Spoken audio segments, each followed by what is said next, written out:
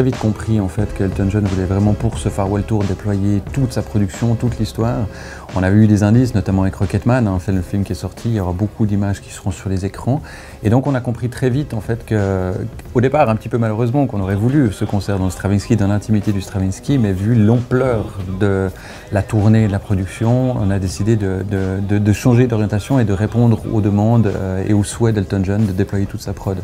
Après, pour nous, il a fallu trouver un endroit parce que dans la région, il n'y a pas tellement d'endroits qui sont disponibles. On ne voulait pas non plus aller à Genève ou à Zurich.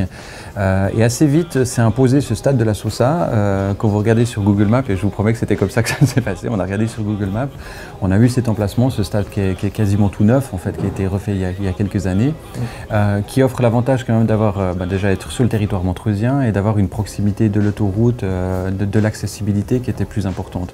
Et là, c'est la magie de Montreux et de cette région, c'est que la municipalité a tout de suite accepté cette idée-là.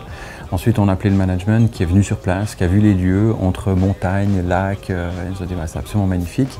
Et on a décidé de faire ce concert dans ce lieu un peu emblématique, enfin, qui va le venir en tout cas après ce concert d'Elton John.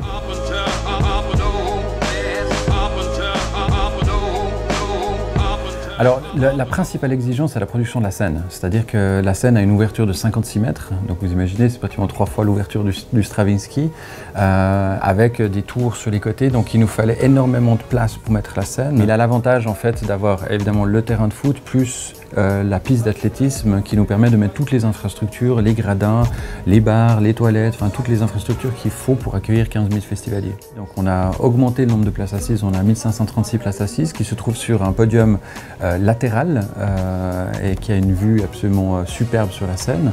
Et toute la partie vraiment frontale de la scène, c'est dédié aux festivaliers qui sont debout, avec la régie au centre, donc un setup relativement classique en fait pour un open air.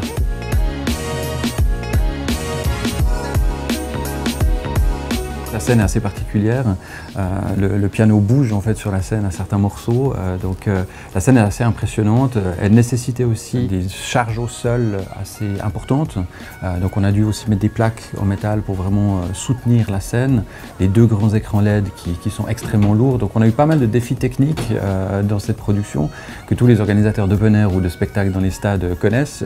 Pour nous c'était une belle découverte, une belle aventure, c'est notre première en open air de cette dimension-là.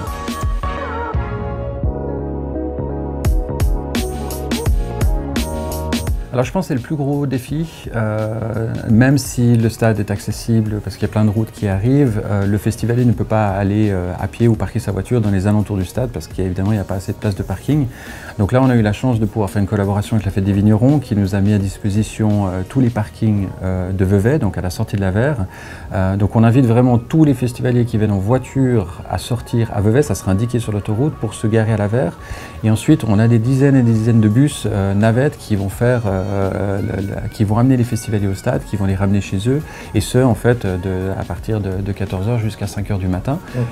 Même à la petite gare de Burier, on peut monter à pied, là il y a 10 minutes à pied depuis la petite gare de Burier pour les trains régionaux, ou évidemment la gare de Montreux, où des bus attendront les festivaliers pour les monter jusqu'au stade. Oui, il y a un plan canicule, effectivement il va faire très chaud, peut-être un petit peu moins que sur le début de la semaine, mais il va quand même faire plus de 30 degrés. Donc on a envoyé en fait un courrier à tous les détenteurs de billets pour les informer de ce plan canicule, de les mettre en garde, de prendre un couvre-chef, de mettre de la crème solaire. On aura évidemment sur place aussi des fontaines à eau, des brumisateurs pour rafraîchir le public. Évidemment on est totalement équipé en termes d'infirmerie si des gens ne se sentent pas très bien. On va distribuer de l'eau aussi pour que les gens puissent s'abreuver. Et puis attention à l'alcool, pas trop de consommation d'alcool quand il fait chaud comme ça, buvez de l'eau, c'est mieux.